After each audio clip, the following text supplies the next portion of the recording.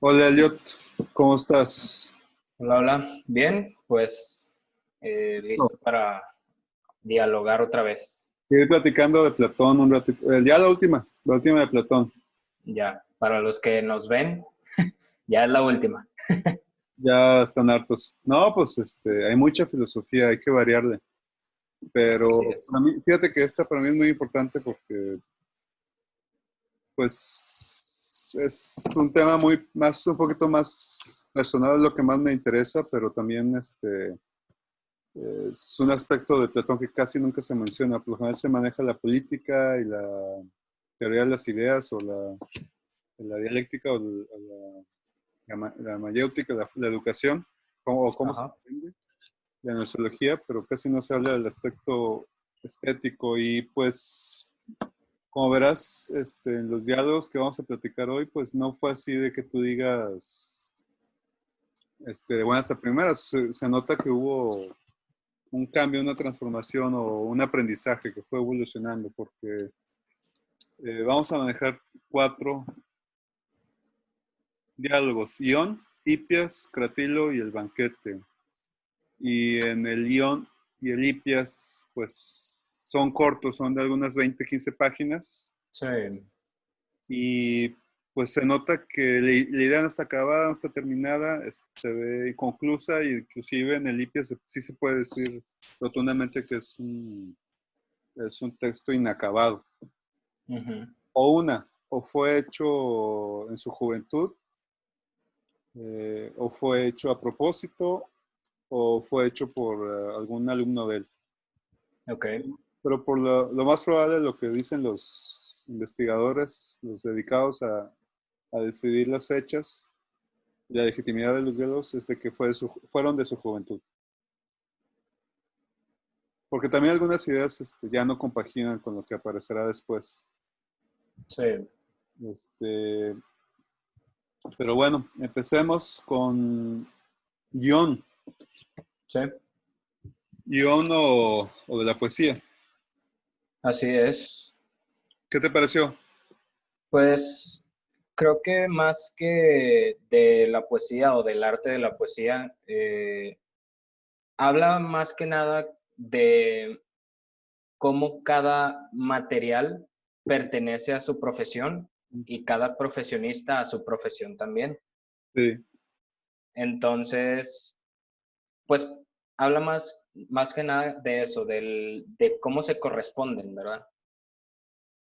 Pues es que se encuentra con John y le empieza a decir que, pues, como él puede recitar los poemas o toda la épica de De todas las épocas Homero. de Homero, y como Homero habla de muchas cosas, del estado, de los dioses, de la conducción de carretas o carros en esa época, entonces él también tenía vasto conocimiento. Entonces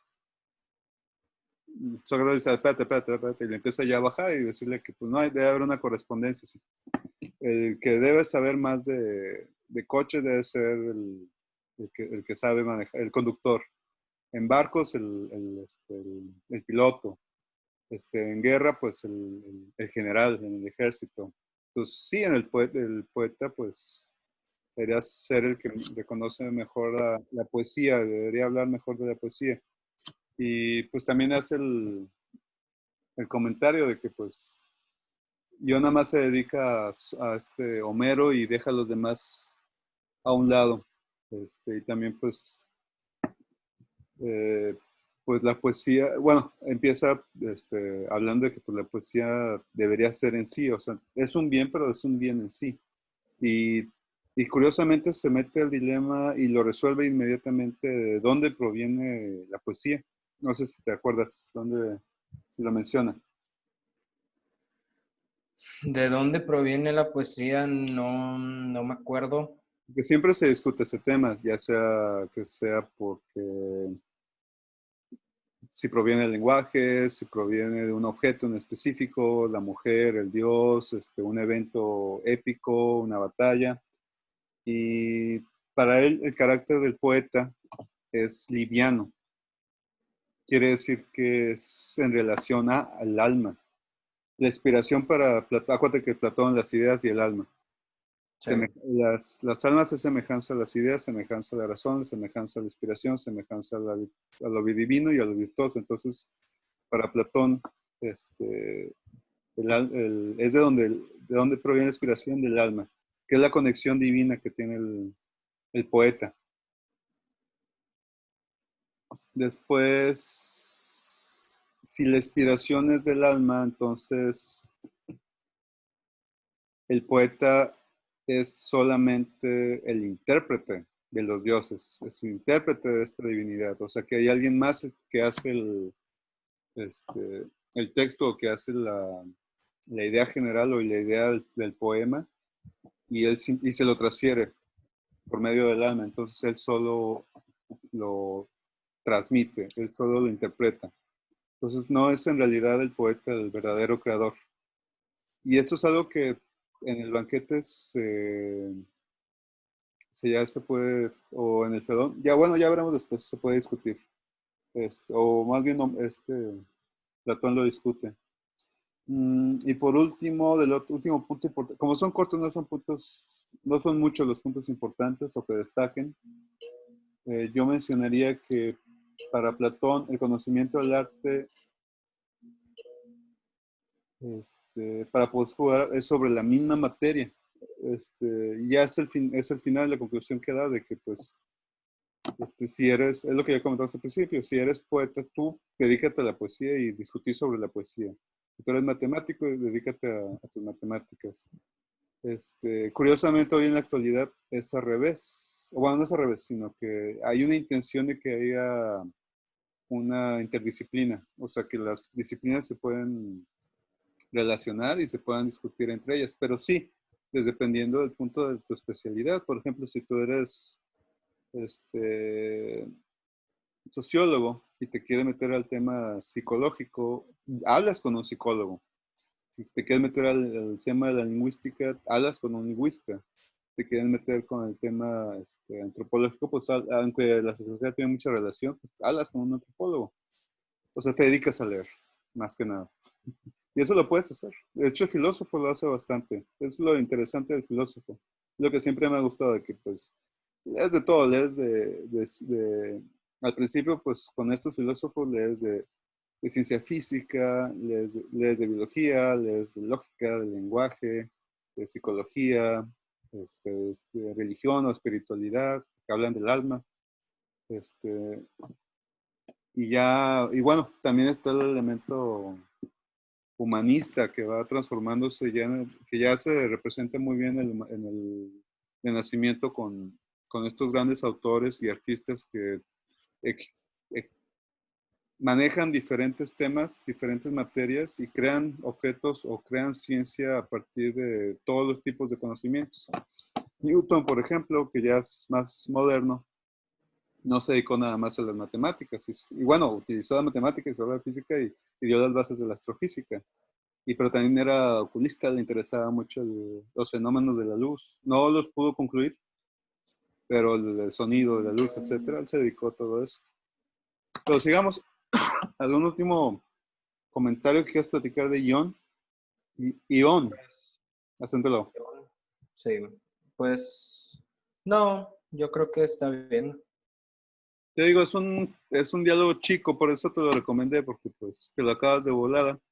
En una Sí, tarde, una hora, media hora, depende de qué tan rápido leas. Y, y pues te introduce al tema de lo poético o de lo estético en Platón. Después está Hipias Mayor, sí, o de lo bello. de lo bello. ¿Qué recuerdas de este texto? Diálogo. Pues lo primero que noté fue que Sócrates como que elogiaba mucho a Hipias, como que, o sea, le decía que era bello, que era sabio, y pues él, o sea, Hipias decía que él ha ganado dinero por medio de su sabiduría y pues era un sofista, ¿no? Hey. Sí, de hecho, Sí, pues lo utiliza el personaje para burlarse de él. En realidad, cuando lo está adulando es pues hacer ver que en realidad él no sabe nada. Este personaje, Hipias Mayor, no, realmente no tiene conocimiento, no sabe lo que está hablando. Sí. Entonces, diciéndole esto, Sócrates le cuenta que tuvo un diálogo con otra persona y que esa otra persona, que él describía como un ser nefasto y muy molesto, le hacía la pregunta de qué es lo bello y Sócrates no supo contestar a eso. Entonces, de ahí pues se origina todo el diálogo con Hipias y se, se dice que lo bello es lo agradable a la vista y al oído juntos. Fíjate que es una de las, sí, así es uno de los finales o conclusiones a las que llega Platón. Aquí todavía no aterriza bien lo que es lo bello. Sí lo hace, pero se va. No se concentra en su explicación final o en una conclusión. Parece ser que el diálogo es inconcluso y nada más fue un juego para burlarse de este personaje de Hipias. Y algunos lo consideran como no parte de los diálogos platónicos, que igual pudo haber sido de alguien más. Pero por el estilo, es considerado que está dentro de. Son básicamente algunas conclusiones, no, pues distinguir primeramente que es la diferencia entre, o sea, lo bello, lo bueno y lo útil. Por lo general, comúnmente la gente considera que algo bello es algo que es útil o que puede ser también bueno. Por ejemplo, de útil, por ejemplo, cualquier persona habilidosa en usando herramientas o en construcciones o un objeto, un abanico es muy útil ahorita en estos tiempos de calor. Entonces es algo bueno y es algo bello también al mismo tiempo. O una cerveza bien helada en este clima también es algo bello, pero útil también porque te refresca. O una coca bien helada también. Este, Curiosamente hay una idea de pertenencia, de que lo útil sirve, lo útil corresponde a una circunstancia. Entonces es algo que no le atrae mucho a Platón, esta idea de lo útil. Sí hay cosas útiles, pero por otras razones para Platón. Lo bueno también, pues, tampoco le llama mucha atención. O sea, eres bueno cuando hay un accidente y rescatas a las personas, pero los demás días de la semana eres malo. Le pegas a tu esposa, le pegas a tus hijos, mientes cada rato, le robas a la empresa que te contrató, etcétera. O sea, eres bueno, o también eres bueno por lo que llevamos platicado la vez pasada, eres bueno porque tú realmente eres bueno en sí o porque tienes miedo que te vaya muy mal cuando mueras y vayas al infierno, o te van a o tu padre te va a castigar, o la empresa te va a castigar, o la esposa te va a castigar. Entonces, ¿por qué eres bueno realmente? Y pues distinguir eso, que al final de cuentas, si existe lo bello, si existe lo bueno, y supuestamente hay un bien en sí, que es lo que termina en las conclusiones con Hipias. Y si hay algo útil, hay algo útil en sí, entonces también hay algo bello en sí.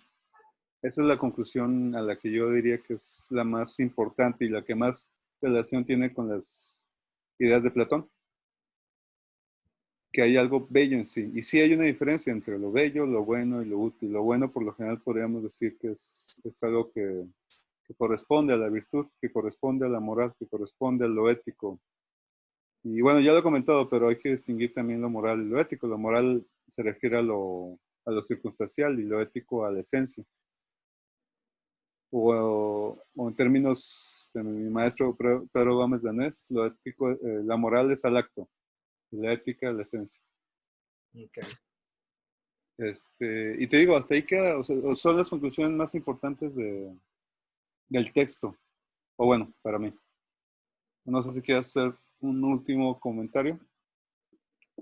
Pues me pareció medio poético cómo Sócrates termina, o bueno, ¿cómo termina en sí el diálogo? Eh, que pues dices que no está terminado del todo, que dice, lo bello es difícil y es como poético, pero es verdad, o sea, sí, creo, al menos para mí es difícil encontrar algo bello que en sustancia sea. No, pues que, Entonces, es que también está la pregunta, yo, ¿dónde está? ¿Dónde está? Perdón. ¿Dónde está lo bello? ¿Cómo lo sí, entiendes? Si dices que pues una muchacha, pues su apariencia, pues a los, especialmente los gongoristas y los quevedistas y, en la poesía barroca nos cuentan que pues ya, ya cuando llega el invierno y la nieve, o sea, llega un punto que se acaba, cuando te empiezas a poner canoso y las arrugas aparecen, y todo se cae porque la piel es flácida y tiene un peso, entonces ya, ahí se acaba. Y luego para colmo los que hablan de que pues, la belleza está dentro, pero la gente cambia por dentro también. Hay gente que depende de la situación, tiende a ser mala con el tiempo. Este, es muy común. Cuando las personas, cuando son pequeñas, niños y adolescentes, los protegen mucho los papás y luego ya se enfrentan con la realidad, con la cruda realidad y no les va tan bien, pues a veces no deciden ser buenos, a veces deciden ser cínicos. Y es muy común. Entonces, imagínate, ¿dónde está lo bello, Elliot? ¿Dónde lo encontrarías? está difícil, pero pues ya depende del criterio de cada quien, más que nada.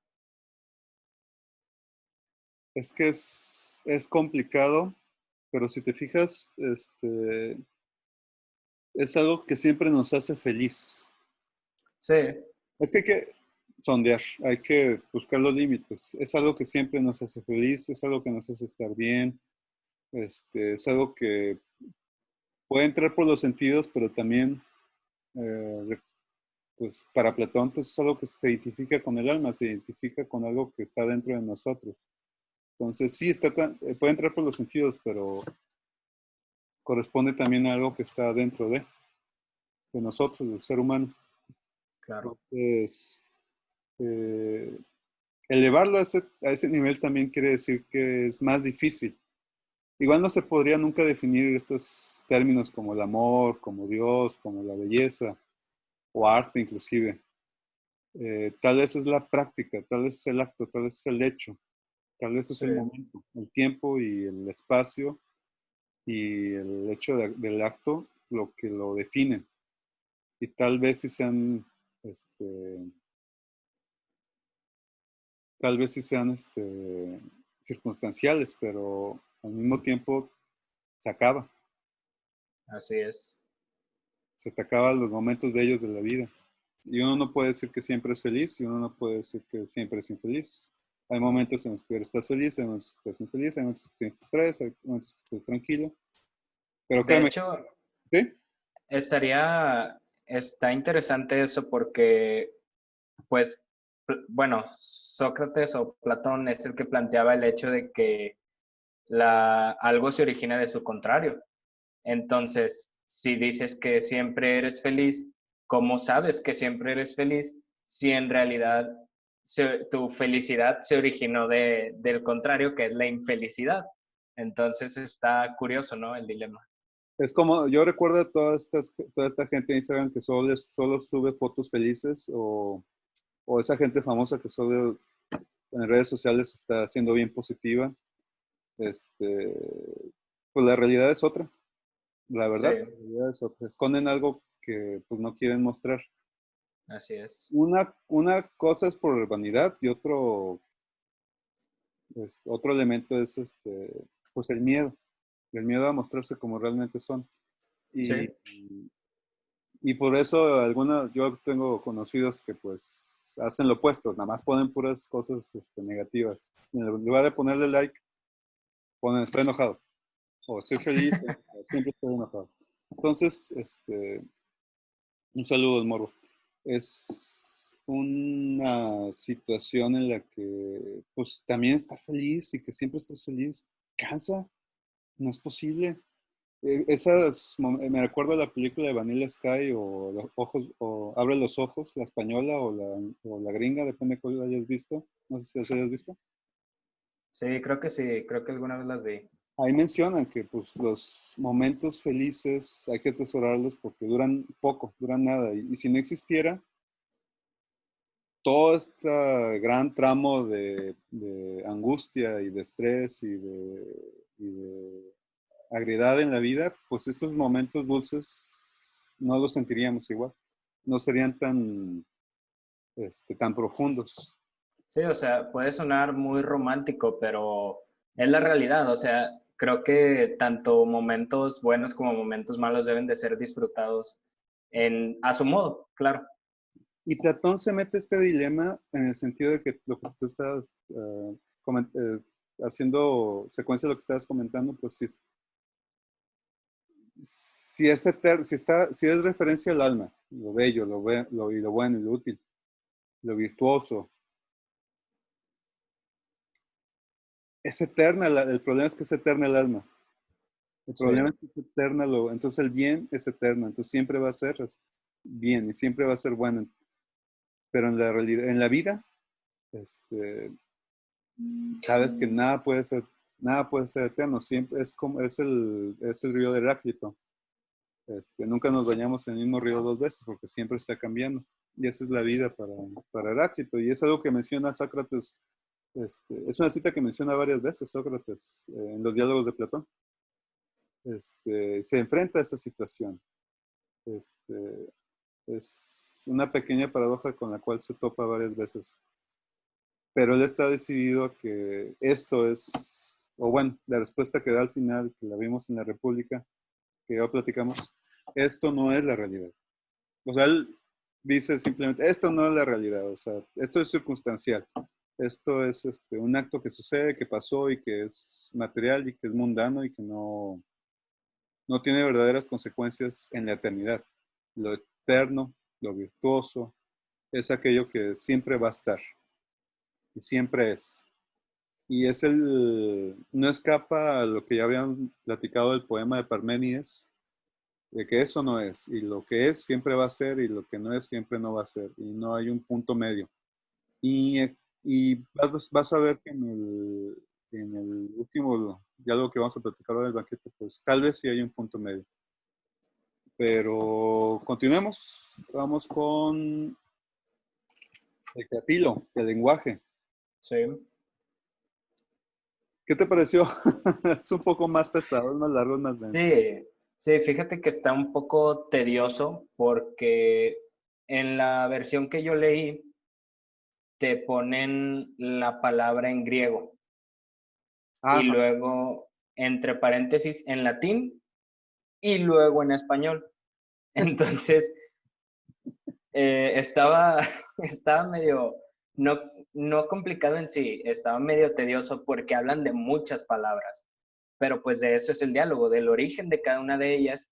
Y lo que a mí me llamó más la atención es que menciona el término, por así decirlo, las palabras primarias.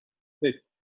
Y nunca me había puesto a pensar en eso, que se podría decir que las palabras primarias son aquellas de las que deriva cada una de las palabras que utilizamos, porque pues las palabras, muchas palabras son un conjunto de dos o más. Entonces, eso es lo que a mí me llamó mucho la atención, las palabras primarias. Estoy buscando cuando habla del dios Ares. Este, Sí, sí, porque también o habla de los nombres de los dioses. habla de los dioses y de los seres, por ejemplo, de Héctor, que dice que es la relación de dos palabras, Anax y Héctor. Significa que para él significa, son nombres de reyes y que significan, Anax significa jefe y Héctor poseedor, que no pero tienen relación, tienen referencia. Porque al final de cuentas es cuando alguien, es cuando es la voluntad a partir de ese ser, de esa persona. Entonces son nombres que reflejan poderío, fuerza, realeza, liderazgo y elementos muy varoniles y muy patriarcales también en esa palabra. Y así se va con un chorro de palabras. Al que quiera leer este texto y que le interese este tema, adelante, porque así se va con muchas, muchas, muchas palabras más. Casi todo el texto trata de eso. Pero a nosotros lo que nos interesa es por qué demonios está hablando de esto. También pues la palabra demonio. Vamos a hacer otra alusión. La palabra demonio es también una palabra antigua en la época de Platón. Y en esta época significa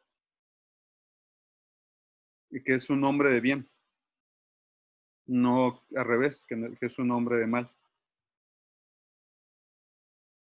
Los consideraba sabios, palabra que pertenece a nuestra antigua lengua, dice Platón. Lo mismo es Siodo que todos los demás poetas tienen mucha razón para decir que en el instante de la muerte el hombre verdaderamente bueno alcanza un alto y glorioso destino, recibiendo su nombre su sabiduría, y se convierte en demonio. Entonces, demonio no es una referencia a alguien que hace el mal, sino es un espíritu que representa sabiduría, conocimiento y virtuosidad. Es un hombre de bien. La palabra demonio fue transformada durante el cristianismo. Y el demonio pues es un espíritu que te inspira, es un espíritu que es socarrero, pero que te da ideas, que te hace sentir bien, o que te da el momento que se te ocurre algo, ese instante es un demonio que pasó por un lado de ti o te suspiró al oído. Ese es el demonio en la época griega antigua. Ya después, en el cristianismo, la palabra cambiará su uso, básicamente porque pues algo que es externo al hombre y que te susurra al oído o te inspira algo que tal vez no sea cristiano, pues puede considerarse entonces algo negativo. Entonces ya la palabra se desvirtúa. También, por ejemplo, Lucifer. Lucifer es el hombre de luz, el hombre que trae luz. Y luz supuestamente es algo bueno. Y lo consideran, pues, lo transforman en Satanás, el hijo malcriado y chiflado de Dios, del Dios hebreo, que creó el infierno, que creó una rebelión. Está hermosamente detallado en el Paraíso Perdido de John Milton. Léelo alguna vez, tenías que leerlo. Y al final de cuentas, este personaje pues se convierte en el padre de todos los demonios, en el fundador del infierno y el gobernante del infierno. Y es el que provoca todos los pecados en la tierra. Pero sí, es muy importante conocer el origen del lenguaje. Y nosotros que hablamos español, pues es importante conocer el lenguaje, de dónde proviene el español. No nada más por saber, sino porque el lenguaje corresponde a la cosmovisión. Las palabras que usamos, el tono que usamos, las frases que usamos, es el mundo en el que vivimos. Yo no puedo inventar algo, yo no puedo inventar una palabra así como así, que es lo que maneja el texto, ahorita nos metemos más. Pero el lenguaje es la cosmovisión, es cómo vemos el mundo y cómo lo podemos transmitir. La gran invención del ser humano no es el juego, es el lenguaje, siempre lo digo, porque es la capacidad que yo tengo y que yo tengo de poder expresar mis sentimientos, mis emociones, cosas oscuras, cosas que no están a la vista, y, y la capacidad que tú tienes para entenderlas, escucharlas y entenderlas. O sea, están las cosas, los objetos, libro, etcétera. Pero lo que está dentro, cómo las conviertes en sonidos y cómo la conviertes en algo que se pueda entender. Esa es la fascinación del lenguaje. Y es la cosmovisión que tiene una cultura. El lenguaje que tiene una cultura es su cosmovisión. Entonces, si destruyes el lenguaje por, por imponerle su propio, por imponerle un lenguaje del que habla la mayoría, como por ejemplo aquí en México, es que desde que los llegados españoles hasta todavía hasta la actualidad se está imponiendo el español. Ya hay programas en el cual aceptan el náhuatl, pero durante todos esos siglos se impuso el español, se destruyó el lenguaje, se destruyó la cosmovisión. Las palabras que se usan ya no representan para el común lo que debían significar. Ya se usó otras palabras, se usa el castellano. Y es lo que pasó también en España. Fíjate que eso está muy interesante. En Castilla, en España, por ejemplo, se hablaban muchos lenguajes, había muchos pueblos, muchas culturas, pero hubo una que predominó porque conquistó a todos y es el Reino de Castilla. Y ya por eso todos hablan castellano. Los del norte se defendieron y los del norte aguantan con el vasco, por ejemplo. Pero hubo uno que no se rindió, que no logró ser dominado, que es Portugal. Y te fijas, sí es parecido, sí tienen mucha relación el español y el portugués, pero no del todo, no son iguales. Eh, también acuérdate que como conquistaron los moros, los árabes del del norte de África, entraron por el Canal de la Mancha y conquistaron España, pues hay muchas palabras que provienen del árabe bueno, por ejemplo, la Alameda es una palabra árabe, no es una palabra castellana, y las usamos y ya ni sabemos, hay que meternos para distinguir cuáles son las que provienen de allí, del norte de África, y las que realmente son de Castilla. Este, y bueno, por eso es importante el lenguaje, porque es cómo nos expresamos, cómo sentimos, cuáles son nuestras emociones, cómo vemos el mundo, cómo nos expresamos, cómo hacemos que todo esto exista, cómo hacemos que todo esto funcione. Todo lo social, el lenguaje es el lubricante, hace que todo esto funcione, que haya una dinámica, que haya comunicación. Ya estamos creando nuevos lenguajes con lo cibernético, con lo virtual. Y aparte la unificación del Internet con el inglés, eso hace que pues todo esto sea más supuestamente fácil, pero la realidad es cuando haces eso, pues estás quitando todos los demás lenguajes, estás quitando todas estas diferentes cosmovisiones del universo. Pero bueno, ¿qué otra idea sacaste de el lenguaje o el creativo? O, Pues en sí idea no, o sea, la única que saqué fue el de las palabras primarias, pero pues bueno, sí, fíjate que, perdón, me estoy adelantando, porque hay mucho bueno, no hay mucho, pero sí hay que entender que en el lenguaje griego, pues hay una necesidad de la concordancia del objeto con la palabra. Es todavía más, con el objeto real, con el sonido. Y todavía es más, no es que sea primitivo, pero sí es más necesario para ese lenguaje. Nosotros podemos decir automóvil, pero ¿qué demonios tienen que ver las sílabas automóvil con el sujeto? El carro tendría más relación por el sonido que hace. Vaca, ¿qué relación tiene con el animal? Árbol, ¿qué relación? El sonido, ¿qué relación tiene con el animal?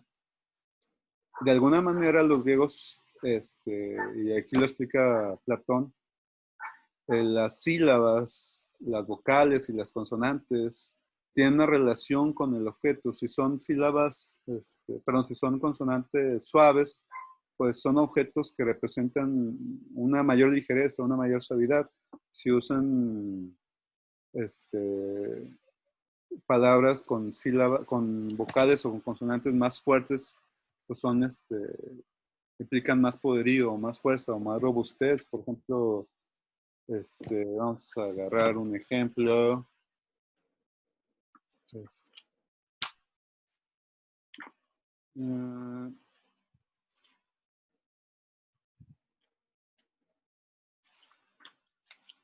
Vamos a dar un ejemplo del diálogo de Cratilo del lenguaje.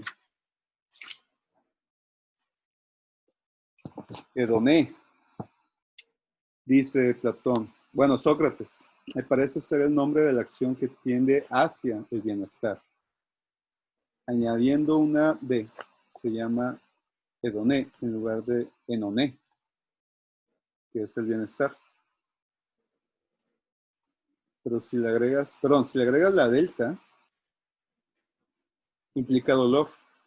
Es el nombre dado a la disolución, diálusis, que produce en el cuerpo ania, tristeza, que es lo que impide marchar, y enaí, o pena, que es algedón. Me parece ser una palabra extranjera derivada de aigeinon, penoso. Oduné, por ejemplo, Oduné viene de, dice, yo creo de la palabra que significa invasión, endosis. Y hay una relación en todas estas palabras. Eoné, Eduné, Yenaí, Dialusis, Anai.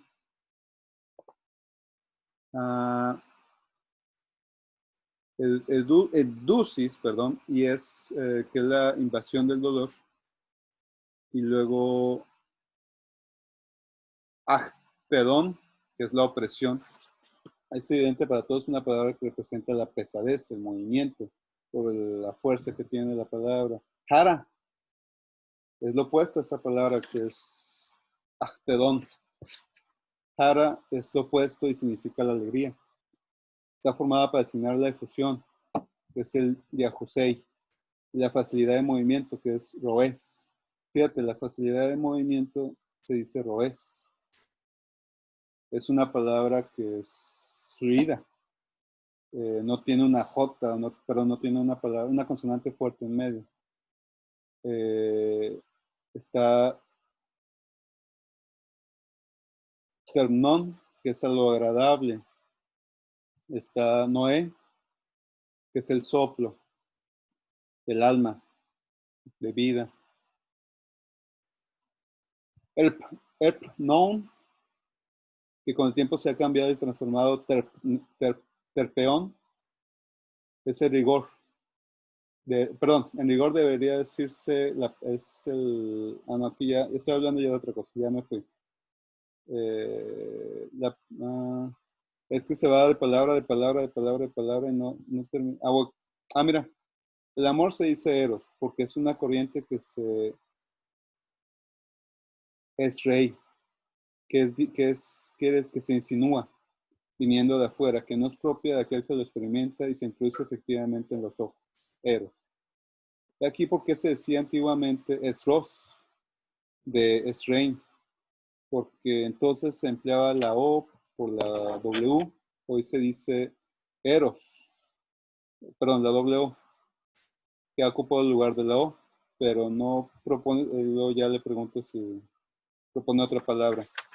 El punto es que según Platón, los griegos en la antigüedad dependía del sonido de la palabra, el sonido de la letra y de las vocales, la consonante y las vocales, y también el uso de las sílabas, el estilo de objeto del cual están hablando.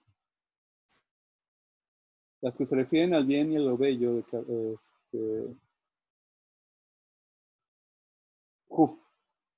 perdón por leer griego antiguo de mala manera, Cunferón, que es lo ventajoso, Lucitelum, que es lo provechoso, o Filimón, que es lo útil, Kerdaleón, que es lo lucrativo. Son palabras más complejas, porque equivale a cosas que son de exteriores y para colmo que tienen diferente intención en nosotros. Una se refiere a lo ventajoso, otra se refiere a lo provechoso, otra a lo útil y otra a lo lucrativo. No sé si me quedó claro. Elliot. Sí. Luego lo que ha llamado las cosas por su nombre, calón, que es lo bello. Es muy importante la enunciación, perdón, es muy importante el bautizo del nombre para los griegos. Bautizar un objeto significa no nada más hacerlo real, sino que entre en este aspecto de la humanización, que se convierte en un elemento ya de uso, ya conocido, ya creíble, que ya es parte de nosotros.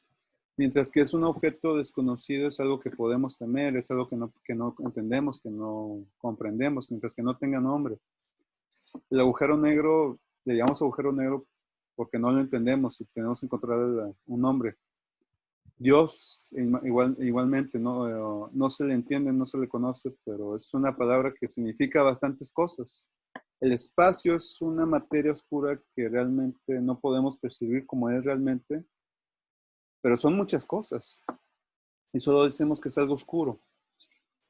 Los objetos, cuando los creamos, bueno, esto es lo que se mete Platón, lo que voy a comentar.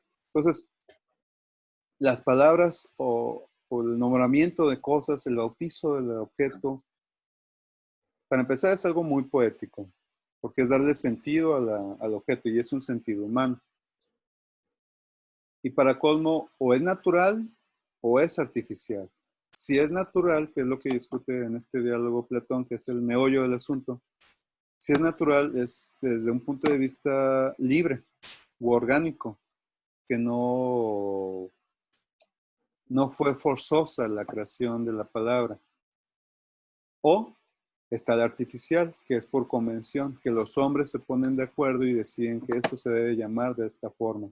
Y eso es lo que discute Platón en este diálogo, que él considera que cuando realmente conoces el sentido y el origen de las palabras, también conoces lo que son las cosas, y entre más conocimiento tengas de las cosas, mejor nombre le puedes dar a estos objetos nuevos que vayan apareciendo. Es por medio de la naturaleza. Ellos lo llaman como naturaleza, pero ya podemos decir otras cosas de eso. ¿Sí me sigues, Elliot? Sí, ¿Más o menos? sí. Eh, por ejemplo, las leyes, ¿cómo se deciden? ¿De forma natural o por medio de convención? Por medio de convención. Por medio de convención, ¿por qué? Porque ya mucha gente se pone de acuerdo y empieza a discutir. Pero hay leyes naturales también. ¿Y a qué se refiere a este tipo de leyes naturales? ¿A qué crees que que me podría referir a leyes naturales? Pues supongo que, bueno, lo que yo entiendo es que son leyes que se podría decir que ya están, o sea, es algo que entendemos que se debe hacer, sí Ándale, o sí. que es orgánico, que es natural. Se dice natural, pero se refiere a que es algo que se dio libremente, que no lo forzamos, que pues, llevarnos bien, saludar de mano. El saludar de mano, por ejemplo, proviene del hecho de que pues, es mostrar que no traes un arma, no traes una espada o un cuchillo en la mano. Pero naturalmente, pues, levantabas la mano para enseñar que pues, estaban vacías las palmas y ya se saludaban. Me acordé de testimonio, la palabra testimonio. No sé si sepas dónde proviene la palabra testimonio. No, ni idea. Título. Entonces, hace referencia a que los hombres daban testimonio, quiere decir que, que iban desnudos, o sea, se mostraban de forma desnuda para decir que que no estaban mintiendo, que estaban mostrando todo lo que a eso se refería. Entonces, las palabras provienen, entonces, es lo que se discute Platón, entonces, ¿provienen de forma natural o es artificial y debería ser artificial? Para Platón, no.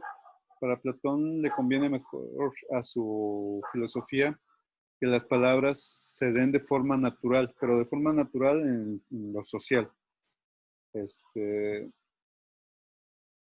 Y es que el lenguaje de la antigua Grecia, pues, buscaban eso, que tuviera una relación muy fuerte entre el objeto con el sonido, con las sílabas, con las vocales y las consonantes.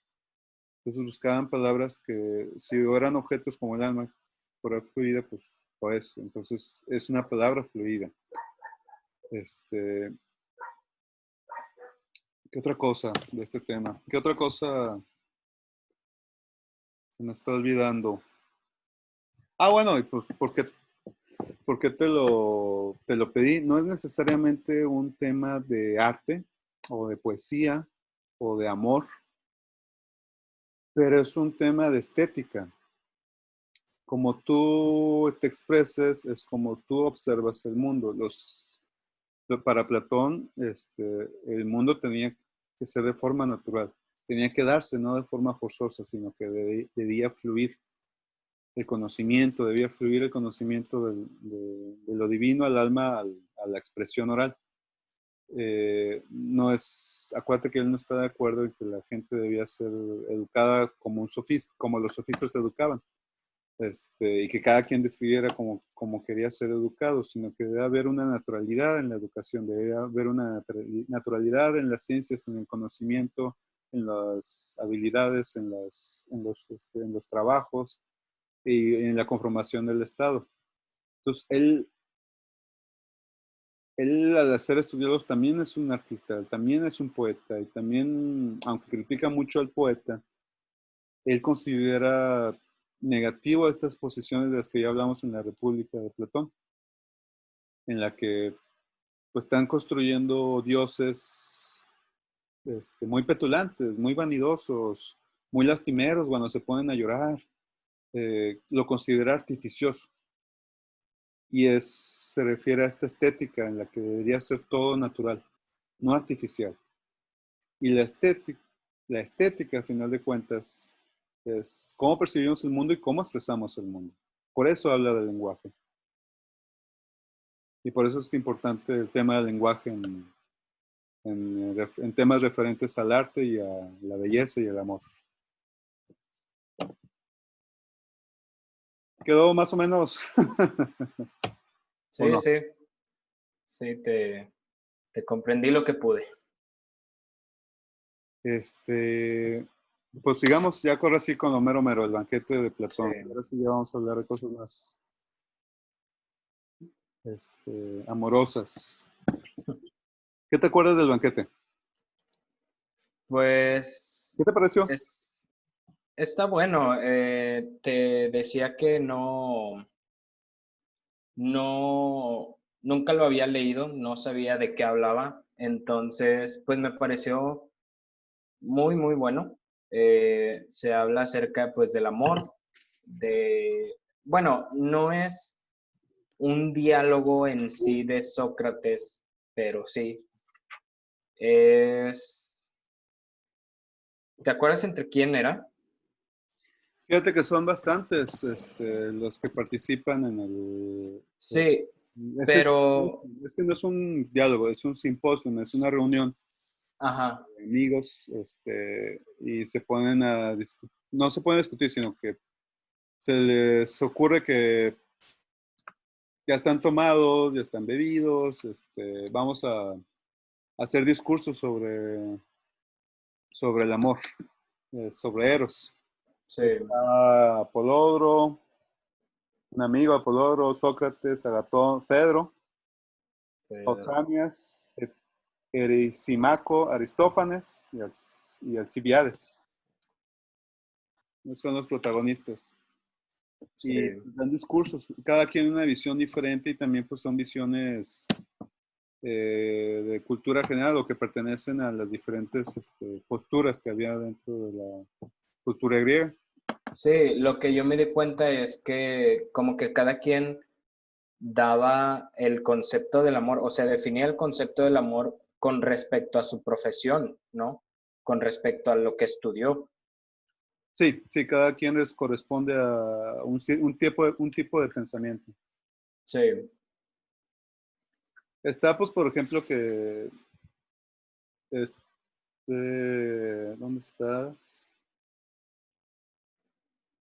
Pedro, por ejemplo, habla de que el dios más viejo es Eros, no es no es Cronos, sino que es Eros. Él considera que el caos existió al principio, pero enseguida apareció la tierra, eh, que era el seno de Eros. O sea que inmediatamente ya estaba el dios del amor, que supuestamente es el más antiguo, y como es el más antiguo, pues es el que tiene más, más fuerza y más poder y más, más rango sobre los demás dioses, que le enseñó a los demás dioses, que de él aprendieron, etcétera. Eleva al dios. Después está Pausanias, que él habla de las Afroditas, que era este ser en el que pues, está mezclado los dos sexos, en que antes no estábamos nada más divididos entre sexo mujer y hombre, sino que había uno que correspondía a los dos. Y bueno, el mito dice que cuando fue dividido, el hombre por eso busca su segunda mitad o su alma gemela, que antes éramos dos y ahora, perdón, antes éramos uno y ahora somos dos, entonces estamos buscando nuestra otra parte que nos corresponde. Y pues es lo que hablaban los de los opuestos, que estamos buscando el contrario a nosotros. Y es muy común hablar de que pues, la mujer es lo opuesto a nosotros o que nos corresponde y que los opuestos se atraen y que si alguien es muy serio se busca una persona que es muy más abierta o más carismática o más habladora, o que si ves a un chaparro, ves a una chaparrita, tiene un novio bien alto, o que si ves un hombre prieto, chaparro, moreno, pero rico, tiene una mujer alta, güera y frondosa. Entonces supuestamente es la postura. Este... Ah, y bueno, y luego hablan de Afrodita, que, pues fíjate, critican a Afrodita de que es una diosa que no es como Eros, porque Eros es el amor, pero también del alma, no nada más del cuerpo, y Afrodita solo se refiere al amor del cuerpo, y es un amor, él ya busca el amor varonil, por lo tanto los hombres que atesoran o que le hacen rinden culto a Afrodita, pues son hombres que no buscan el amor de la mujer, sino que buscan el amor del hombre. Y a final de cuentas, en la postura platónica, pues el amor entre los hombres es porque el hombre es el más fuerte, porque es el más inteligente y porque es el único capaz de mantener un estado estable. Entonces el guerrero, es el general, es el senador, es el rey, es el líder. Entonces el amor entre hombres, Platón justifica así el amor entre hombres. Ya sabemos que es una cuestión química y no tiene nada que ver con eso. Puede también, se le puede agregar. Este, ¿Qué más? Pero bueno, ellos, vamos, a final de cuentas, pues permanece esta postura en la que pues Sócrates va a hablar al final. Y fíjate que es lo que a mí me gusta de este diálogo, o bueno, de este texto, porque al parecer Sócrates es el que va a dar la última palabra y sí la da, pero no la da.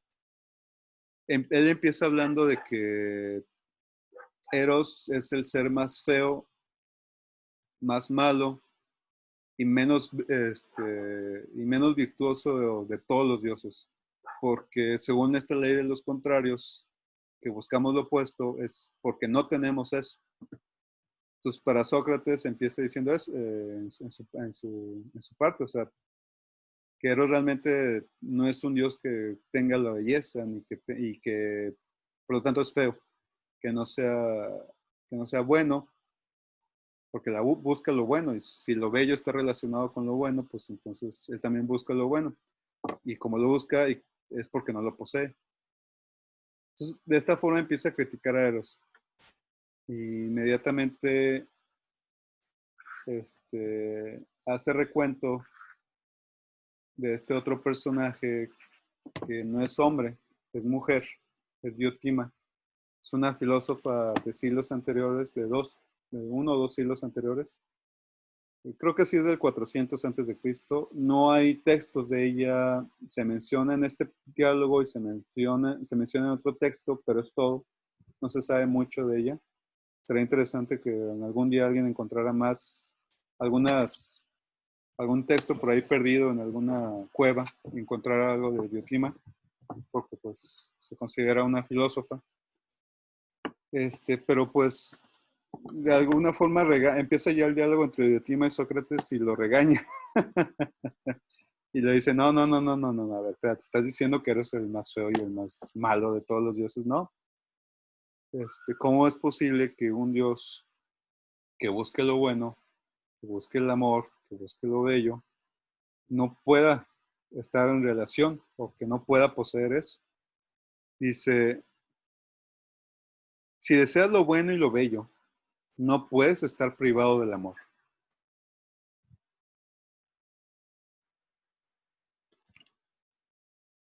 ¿Got it?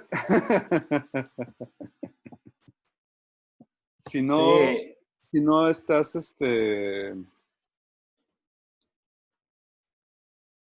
elemento que aquí está manejando es que todo está relacionado y es el punto medio de las cosas, es la armonía. Cuando tú eres una persona negativa, mala, maliciosa, ¿vas a buscar el amor? Sí puedes, pero sí, no está en tu no está en tu primer lugar. claro. Pero si eres una persona que tiende hacia lo positivo y tiende hacia la bondad, ¿buscas el amor? Pues también puedes y se supondría que sí. Tú usaste esta crítica que entonces no es que existan los contrarios en el tema del amor, sino que existe esta relación de armonía o de equilibrio entre lo que buscamos y lo que somos. Es que al final de cuentas, ¿dónde está esa cita que anoté? Para Platón, o bueno, lo que menciona más al final, dice que el amor consiste en querer poseer siempre lo bueno. Si, si quieres poseer lo bueno es porque lo conoces y porque lo conociste. Acuérdate el capítulo 7 de la República de Platón. Eh, ya conocimos, ya venimos de un mundo en el cual el alma ya tiene todo el conocimiento y tiene toda la sabiduría. Es imposible que un ser que haya nacido en este mundo o que sea divino, que ya está en ese mundo, que no es esta realidad, no esté en conexión o no tenga conocimiento sobre el amor. Por lo tanto, que no sea bello y que no sea bueno. Es una visión muy positiva de Platón, pero al mismo tiempo muy esclarecedora en el sentido de que el amor no es algo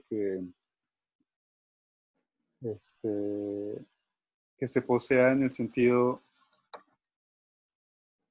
que ya se estaba platicando, que es tu otra mitad, que es un contrario a lo feo, a lo malo, a lo bello. Digo, a lo feo, a lo malo y a lo no útil, a lo no virtuoso, sino que es algo que corresponde más bien a los demonios para Platón.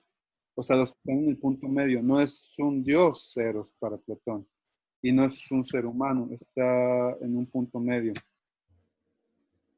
No es según,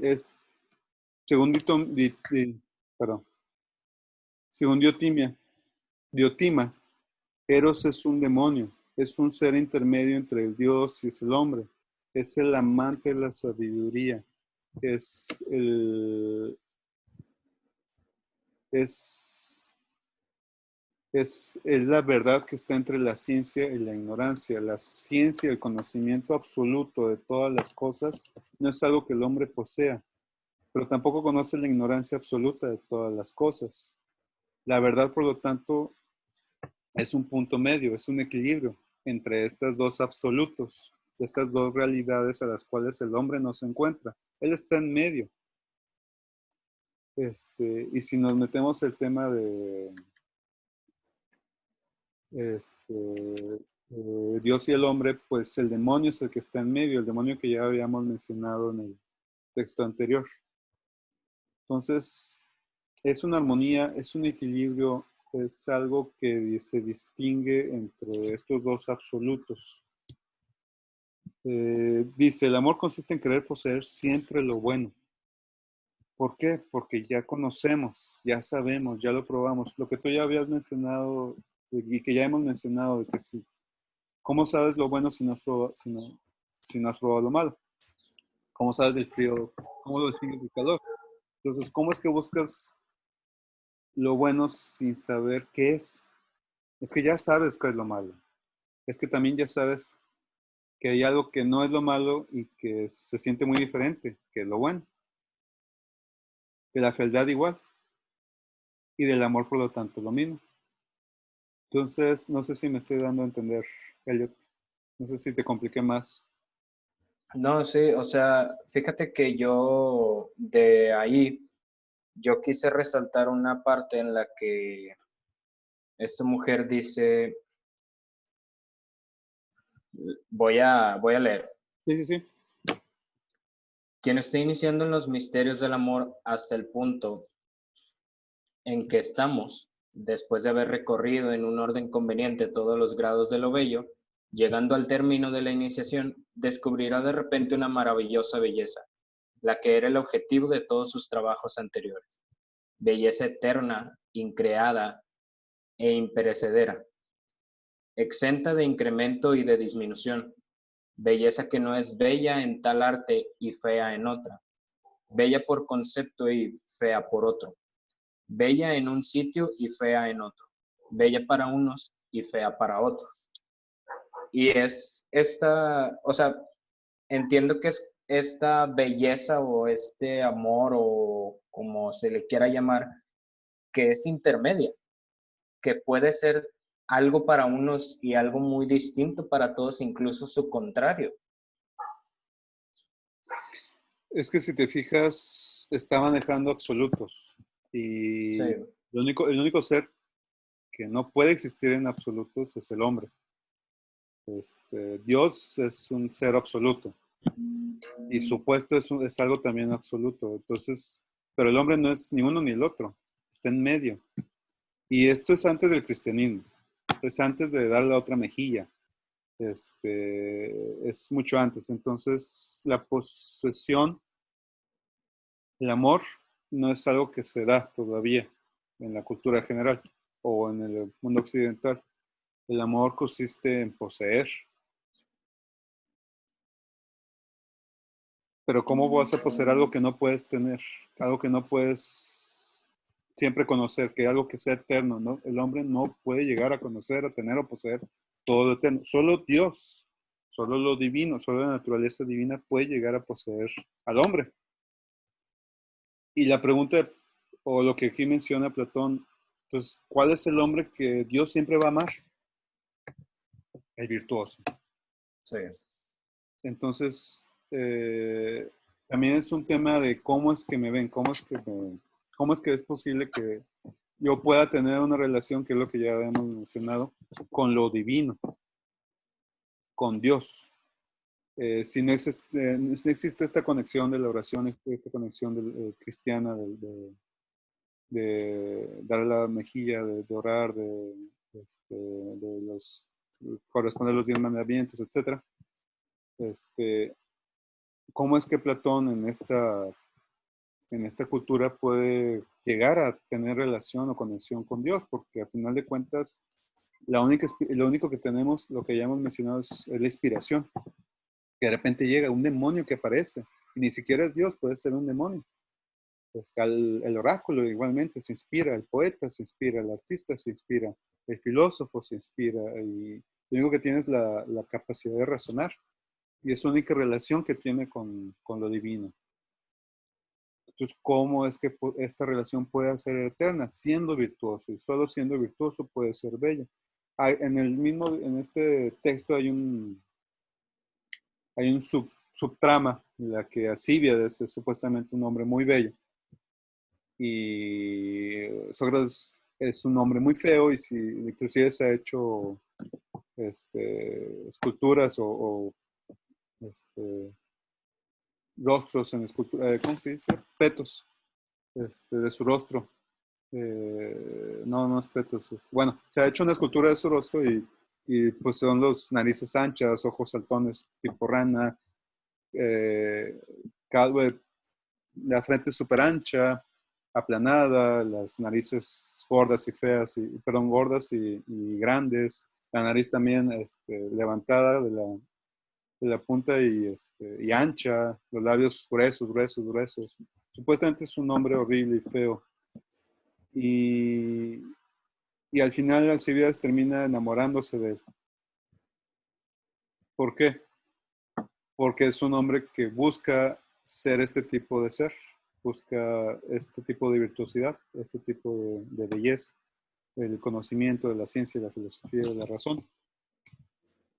Entonces también es algo anecdótico y cómico que el hombre más bello también busca al ser más feo, que busca al ser más feo, al filósofo más feo, y que para colmo no lo acepte sexualmente porque pues a él no le interesa el cuerpo, le interesan las ideas, le interesa el alma. Este, repito, solo el hombre virtuoso es amado por Dios. Y todavía falta, hay un concepto que para mí es el más importante, porque si no estamos en contacto con lo divino, si no estamos en contacto constante con la belleza, ¿cómo es que yo puedo hacerme de eso también? ¿Qué es lo que es? Si no puedo ser bueno siempre, si no puedo ser bello siempre, ¿qué es lo único que me queda a este mundo, a esta vida terrenal y para colmo mortal, muy, muy, muy limitada en la que estamos nosotros?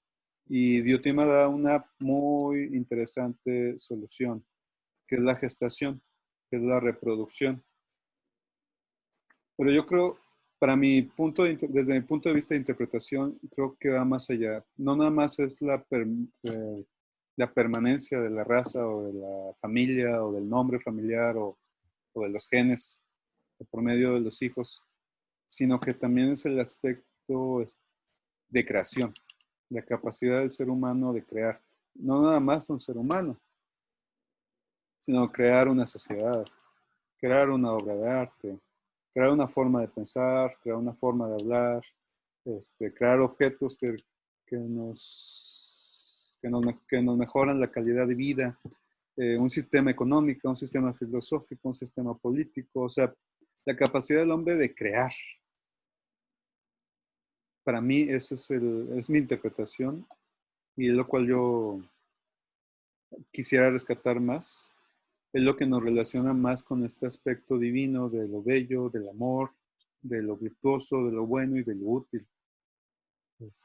Porque al final de cuentas, cuando creamos, es cuando no es que estemos copiando, simulando o interpretando a Dios en su capacidad de creación. Porque para empezar no sabemos si es un ser o un sujeto. Igual simplemente es un acto natural. A final de cuentas, la capacidad del hombre que tiene de crear lo hace utilizar todas las habilidades, todos sus conocimientos y todas sus emociones para un fin que va más allá de sí mismo. Y eso es lo que le da inmortalidad. Todos los objetos que existen por medio de la tecnología, o sea, un libro es tecnología, una camisa es tecnología, un cigarro, una pluma, un celular, un techo, la ventana, la tela de la cortina, todo eso es tecnología, es algo que tuvimos que crear, que tuvimos que utilizar. Sí, por necesidad, pero también porque podemos, también porque tenemos la capacidad de crear. Este dedo que nos ayuda a utilizar herramientas ha provocado una gran cantidad de cosas. Tenemos ciudades sobre lagunas, tenemos aeropuertos, tenemos wifi, tenemos internet, tenemos redes sociales, tenemos arte, etcétera, etcétera, etcétera, etcétera, etcétera. El aspecto de creación del hombre es lo que para mí equivale más, o lo que se acerca más a esta relación con lo divino, porque implica la inspiración, implica el aspecto social, cultural, de conocimiento, implica también el aspecto individual, y no es nada más para nosotros, es para toda la sociedad. Entonces, por eso atesoro mucho al inventor, atesoro mucho al poeta, atesoro mucho al filósofo, atesoro mucho al creador en general. ¿Quién fue el primero que se le ocurrió la silla? Imagínate, que creó una silla. Y para colmo, ese estilo, ese diseño de patas con algo que lo sostiene, una base y después un respaldo, ese diseño se ha mantenido desde que tenemos existencia o conciencia de nuestra existencia o recuerdo de nuestra historia. Fíjate que, bueno, esto es otro tema, pero yo considero el diseño como arte por esa situación. Al que se le ocurrió que con un solo botón era tanto el volumen como el apagado en la radio. Y ese diseño no ha dejado de existir. El que se le ocurrió el diseño del abanico, es que lo tengo aquí enfrente dándome aire. Pero el chiste es que hay cosas que nunca nos han dejado y que siempre nos ha acompañado, y es debido a una o varias personas que murieron hace miles de años. Y lo más extraordinario es que ya los olvidamos. Imagínate el lenguaje. También lo relaciono con el lenguaje. O sea, la primera persona que se le ocurrió el concepto de amor, deja tú la palabra, el concepto de amor, y para colmo que lo pudo haber transmitido, y para colmo otra persona que lo haya comprendido. Temor, el miedo, cosas, emociones que van más allá de los más naturales, como es el sentido, instinto de sobrevivencia, el hambre, la sed, cosas que van más allá, cosas más complejas como la incógnita, la interrogación de lo desconocido, o palabras como epistemología. ¿Qué demonios significa epistemología? Y toda la significancia todas las palabras que tienen diferentes significados que están dentro de epistemología, y lo que implica en la griega antigua y lo que implica en la ciencia en la actualidad esa palabra. Pero ya me estoy yendo demasiado lejos. Por eso es muy interesante este texto. Empiezas con el amor, y si lo relacionas con los demás textos, como lo dice con lo bello, con la poesía y con el lenguaje,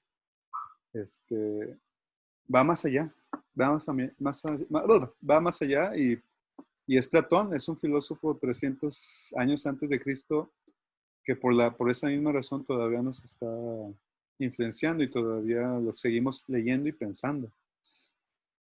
Sí, ya hay muchas cosas escritas, no todo está dicho, pero siempre hay que recordar a los clásicos, siempre hay que tenerlos presentes. Pero bueno, terminamos con el banquete.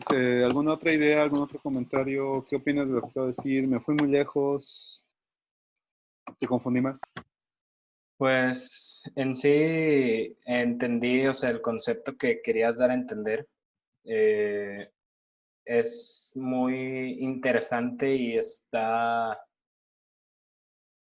pues sí, o sea, es muy buen diálogo. Creo que si alguien lee a Platón o está leyendo a Platón, sí lo debería leer. Y toca temas, toca distintos temas, pero desde la misma perspectiva, o sea, desde el mismo centro que es el amor, desde el mismo tema del amor y la belleza. Entonces, pues nada más. Bueno, aquí en mi texto, que es la 524, dice, en suma, el amor consiste en querer poseer siempre lo bueno. Yo aquí tengo mis dudas porque, pues, poseer, para mí el amor no es poseer. No se posee el amor. Claro. Se busca, es querer. No dice que se hace, se dice que es querer. Buscas, Sí. pero yo, desde mi punto de vista personal y lo que he aprendido y mi interés con el budismo, pues no puedes poseer realmente el amor, ni la persona, ni las cosas. Y luego dice en la siguiente página, pues ¿cuál es el objeto del amor? El fin, es la generación y producción de la belleza. Es el arte. Y el arte no nada más está en la pintura, en la música o en la literatura. Está en lo que yo estaba comentando, en todas estas cosas que están alrededor de nosotros y que usamos y no nos damos cuenta quién las hizo, cómo las hicieron o por qué las hicieron. Pero qué interesante que Platón mencione que ahí está el amor o que sea el objeto del amor. Es una lástima que no tengamos más textos sobre este tema, pero es claro que el concepto de amor es mucho más complejo dentro de las ideas de Platón, porque la generación de lo bello implica demasiado, implica todos los aspectos del ser humano. Si te metes a leer sobre los artistas o sobre los científicos, pues Einstein creía en Dios, tenía un aspecto espiritual muy fuerte, no en el cristiano, pero tenía un aspecto espiritual muy fuerte. Este, los poetas, vasto conocimiento que tienen, los poetas modernos, para entender los poetas modernos, los barrocos, la complejidad de sus poemas, la complejidad de su estructura. Sor Juana Inés de la Cruz nada más, o sea, ella sabía de filosofía, sabía de física, que en esa época era la medicina, sabía de textos griegos antiguos, sabía de la historia de los egipcios, sabía de la época medieval, había leído todo texto que había llegado a América por medio de España, todo texto traducido. Y no nada más de literatura, sabía de todos los temas. Haciendo relación otra vez a lo que ya comentamos del hombre de Renacimiento, este hombre que se relaciona con todas las materias, se relaciona con todos los conocimientos. Y es solo el punto de partida. Si a cualquiera que le interese la filosofía o el conocimiento, ese es solo el punto de partida. El que sigue es la generación de, la creación de. Y eso equivale todavía mucho más. Y hay filósofos que hablan de la creación, pero es un tema que todavía está muy limitado. Falta todavía más. Y está relacionado con la estética, está relacionado con lo ético que ya mencionamos la vez pasada, está relacionado con lo espiritual. Entonces no son temas, lo que quiero decir es que cuando se habla de filosofía, cuando se lea de filosofía hay que tener siempre en mente que un tema va a estar relacionado con el otro tema. Y el filósofo que lo separe, pues hay que leerlo con cierta rigurosidad para ver si a final de cuentas esta separación es una apariencia o una intención forzosa del autor. Yo tengo mucho problema con la filosofía que busca sistemas, porque a final de cuentas es una forma de ser, una forma de pensar, una forma de ver al mundo, y el mundo se puede ver de mil maneras, y no es que digamos, tu forma de ver, mi forma de ver, mi verdad contra mi verdad. No, es más sobre, el relativismo de Einstein no era eso. El relativismo de Einstein es que si conjuntamos todas las relaciones, todo lo relativo a, tendríamos un punto de vista más grande, más complejo, pero más real.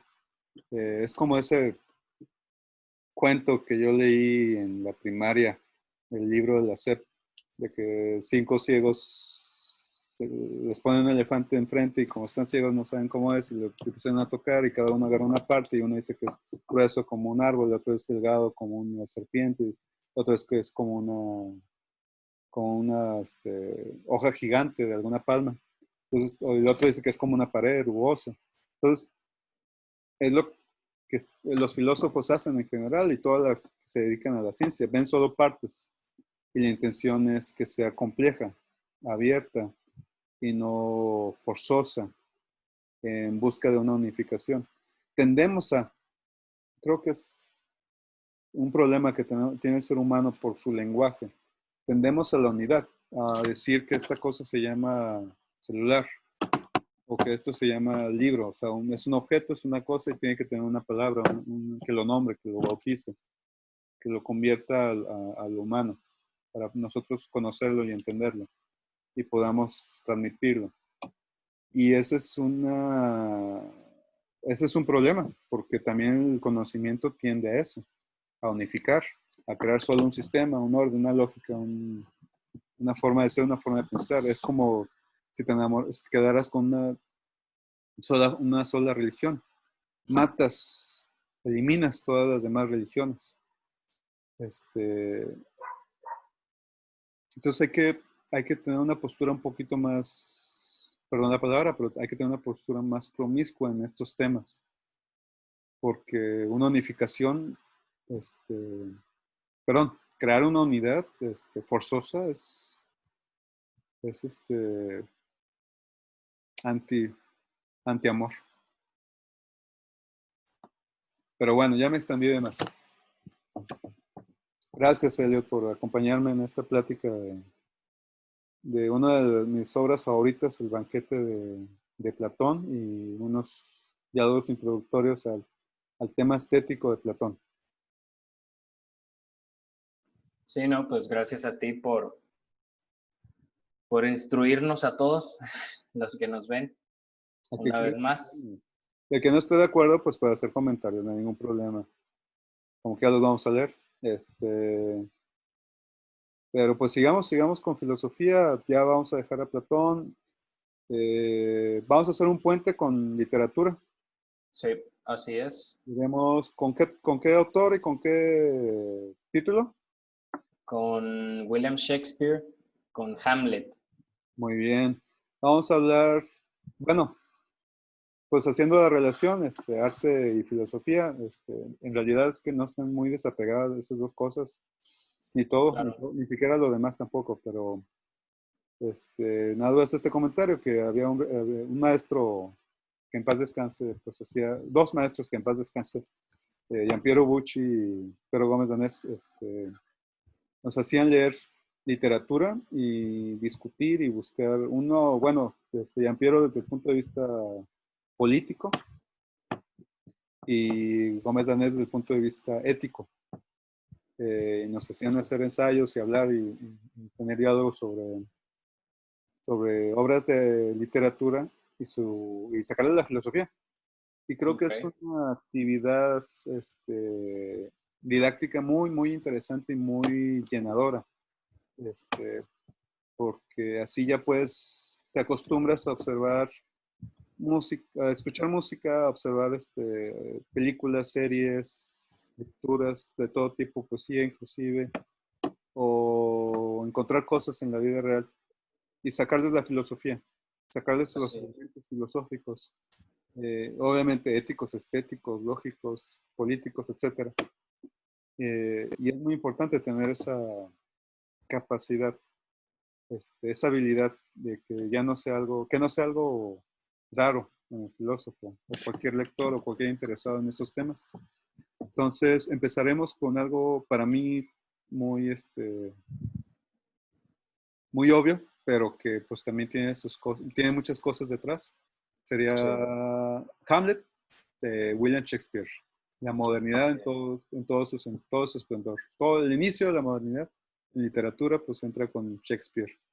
Y pues ya, la próxima vez nos veremos para platicar de este tema. Claro que sí. Muchas gracias, Elliot. A ti, nos vemos. Un placer. Bye.